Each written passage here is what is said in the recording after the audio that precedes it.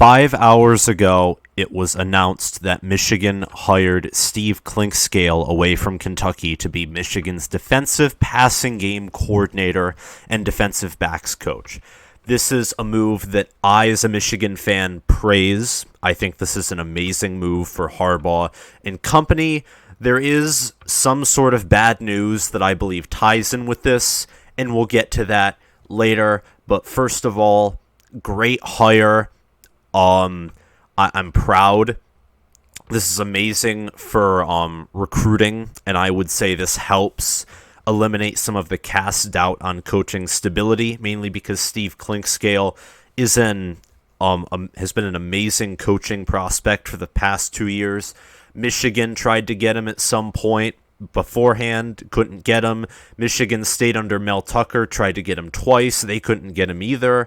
This guy's been sought after for a while by many other schools, and Michigan got him. So this is a great get. Steve Clinkscale is a very respected cornerbacks coach, as he did coach a Kentucky secondary that only allowed 9 touchdown passes and was ranked 3rd nationally in passing yards allowed per game, 167.8 yards per game. And that was after losing corner Lonnie Johnson and safety Mike Edwards to the draft in 2019. Getting this information from 24/7 Sports. Article will be linked below. Sam Webb, Michigan Insider, writes that Michigan did not waste any time landing on a replacement for former co-defensive coordinator and defensive backs coach Maurice Linguist. Sources informed the Michigan Insider that Kentucky defensive backs coach Steve Clinkscale has accepted an offer to join Jim Harbaugh's staff in the dual roles left vacant by Linguist's departure. There have also been sources that say Clinkscale has agreed the contract is 3 years long and there's opportunities to be promoted to the co-defensive coordinator in years 2 and 3. It's explicitly stated that there are options to be promoted. So the contract's a little more incentive-based. I think, again, great hire. Harbaugh didn't reshuffle the deck like some thought he would. I think that would have been a critical mistake, a mistake that would put Michigan's team most likely in the 6-6, 7-5 range. I think this hire will truthfully help our defense. In fact, the more I think about it, I think Steve Clinkscale being here is better than Maurice Linguist being here. I just didn't like the fact that this came at post-spring, really, like post-main-spring practice. I didn't like that we're going to have to replace someone. But we got who I wanted to get and who I think was arguably the best candidate by far, and that pleases me. Now, the caveat to all of this, mainly, is that with a hiring as big as this, I have heard some people say that this somewhat is a guarantee that Harbaugh will be sticking around. And the logic behind that is, if he's signed to a 3-year contract with options to be promoted, he's a big-time hire. He's probably getting paid closer to $1 million than $500,000, if we're being honest here. I could only imagine that he would want to have some sort of a guarantee that there is some stability. And despite the fact that I don't want Harbaugh to stay, this here, along with other things, and the fact that we extended him after a 2-4 season and after he hasn't won anything, I kind of do get the feeling that he's kind of guaranteed to stay here for an extra year as long as he has a winning season. And in my opinion, with the staff he has put together, a losing season would be that would take effort to lose with the staff that he has assembled. It's like with Penn State. It would take effort this year, despite what happened last year. It would take effort for Penn State to have a losing season with Mike Yurcich being hired there and with the amount of returning starters they have. It's the same case here, especially with what is rumored to be full stadiums if everyone's vaccinated, and with America's high vaccination rate, I can only imagine that full stadiums will be likely. But back to Clinkscale being hired. I like it. The defense is where most of the returning starters are going to. I think this guarantees, especially that 5-star recruit and Michigan cornerback Daxton Hill will have a huge impact. I think the hiring of this elite coach also pretty much locks Will Johnson's commit and can help us commit other cornerbacks and defensive players. Really, that's been another concern with Maurice Linguist leaving, is he was an amazing recruiter, and many, including in-state recruit Dylan Tatum, have had concerns about coaching stability when Linguist left. And I think hiring an elite coordinator, an elite position coach such as Clinkscale is the move here. The perfect move. Another article by The Athletic, which by the way is for free to subscribe to.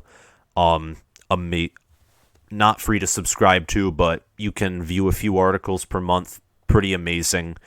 What Steve Clinkscale brings to Michigan's coaching staff. And the article basically talks about how Michigan looks pretty broken and in disarray, which they are, and how this hire kind of proves that wrong. And it is still Michigan, as the article says, and Michigan has the money, they have the power, they have the connections and all of that. And they're still signing good recruits like Will Johnson, Donovan Edwards. They hired Mike Hardaway from Indiana, who's looking pretty good. You got JJ McCarthy too, who was 5-star quarterback. That's a pretty good get. I mean, Michigan's still Michigan, but again, and this is the issue, this is why the caveat of Harbaugh possibly being guaranteed to stay as a result of this is so huge to me. He needs to leave. He needs to leave if progress is to be made. The staff is... I actually believe in this staff, unlike his previous staff. I didn't really like when Gaddis was hired because he didn't really call a lot.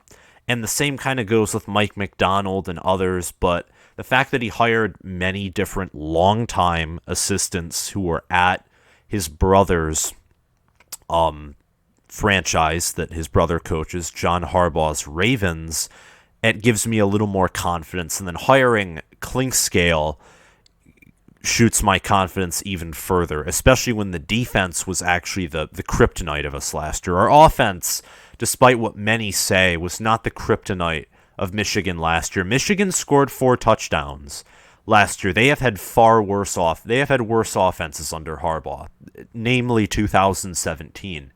But they allowed an average of 5 touchdowns a game, and you can't do that.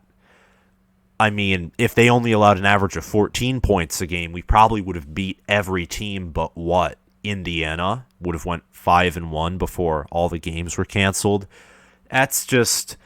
the defense is the main issue, and I have a lot of faith, especially after this, and even before when Maurice Linguist was here, I had faith in the defensive staff. And now my faith is increased. But this doesn't matter long term unless Harbaugh is removed from the equation. Because what's going to happen is he's going to keep reshuffling the scheme, the inept scheme. It's never going to work. He's going to be introducing maybe a few new plays, touching up the offense, and it won't matter.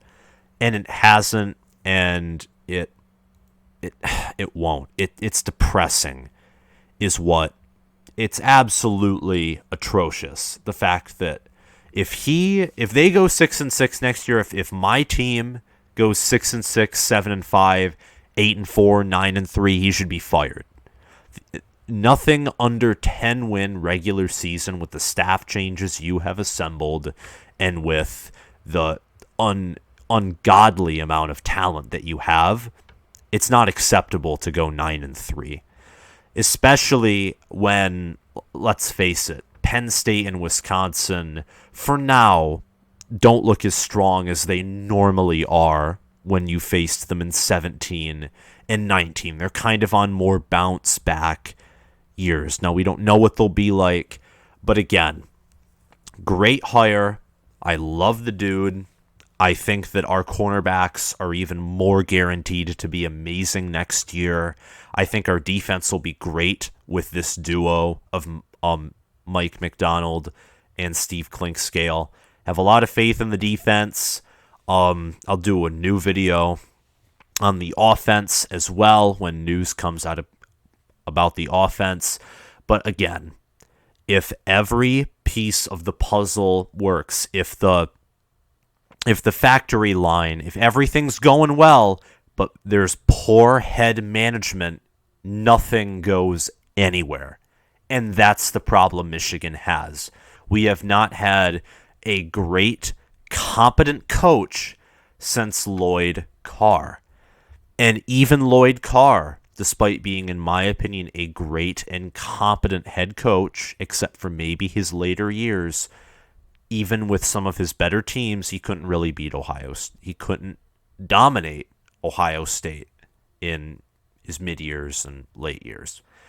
It's going to take a lot for Michigan to get back on track. I think this is important, but what's even more important is making sure that Harbaugh has to play and act excellent in the 2021 season.